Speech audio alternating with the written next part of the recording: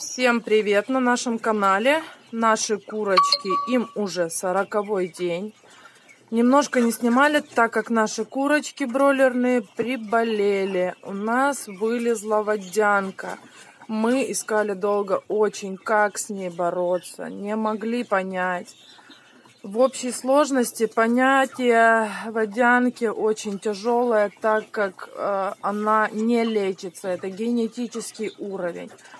Вот. Но тем не менее у нас верхняя клеточка. Вот у нас такие бролики сидят. У них есть уже массой 2,5 килограмма. Это, скорее всего, вот этот вот гражданин наш сидящий, наблюдающий за нами. Вот. Водянка выглядит... птенчик, птичка с водянкой у нас выглядит вот так. Она нахохленная, она синюшная. Он совсем уже, наверное, скоро ему придет.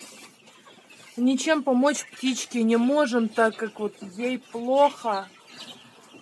Немножко получилось так, что они у нас приболели не только водянкой, и хрипы начались у птичек. Пришлось принимать вынужденные меры по использованию в водичку антибиотика, так как не могли мы, чтобы все поголовье передохло у нас, и так много передохло. Вот, эта птичка синюшная, и скорее всего, что она умрет. Уже клювом прямо в сетку, плохо дышит. Можно помочь водянке методом тыка, как говорится, протыкать цыпленка вот где-то заднюю часть, вот здесь, протыкать цыпленка и вытаскивать шприцом. Видите, у птички вот вялый вид, она вся нахохленная, синяя вся. Вот, и он помеченный, с него вытаскивали, мы с него вытянули 80 кубиков 20-граммовым шприцом этой жидкости.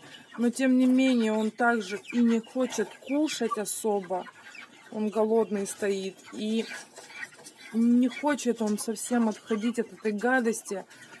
Вот, и тут такие очень плохенькие цыплята. Вес они не набирают, кушают они плохо. Корм они кушают майский, уже финишный. Вот такие вот у нас еще снизу стоят. Тут сидят бакланчики, да, мальчики, девочки.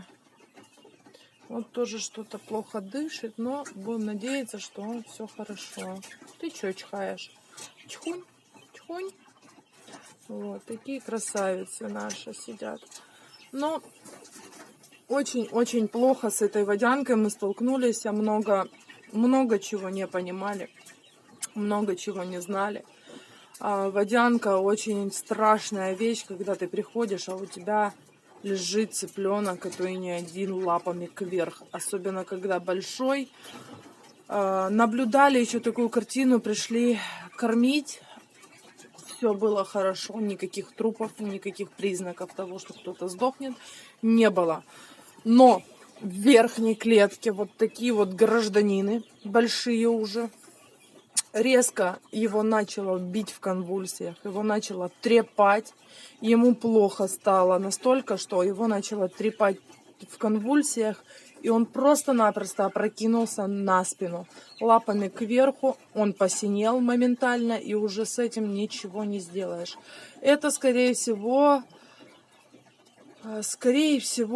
это из-за водянки, так как только при водянке лапами кверх курочка вот так вот в конвульсиях мучается. И даже был такой случай, когда мы с него вытянули эту водянку, а он буквально через несколько секунд его начало бить в конвульсиях. И опоздали, видимо, с вытаскиванием водянки. Поэтому не забывайте о том, что есть различные виды заболеваний кур, особенно бройлеров. Это настолько нежная птица. Мы занялись этим первый раз и очень много столкнулись с этой ерундой. Но будем надеяться на то, что ты что, спишь?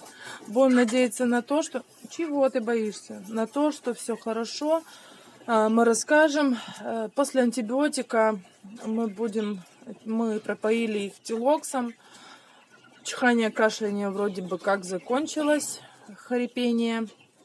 Тем не менее, 14 дней они у нас еще будут жить. Даже с учетом того, что есть 2,5. Вот этот гражданин, скорее всего, где-то уже 2,600. Или вот этот. Кто-то из них уже 2,600 килограмма. И будем поить. Антибиотик заканчивается.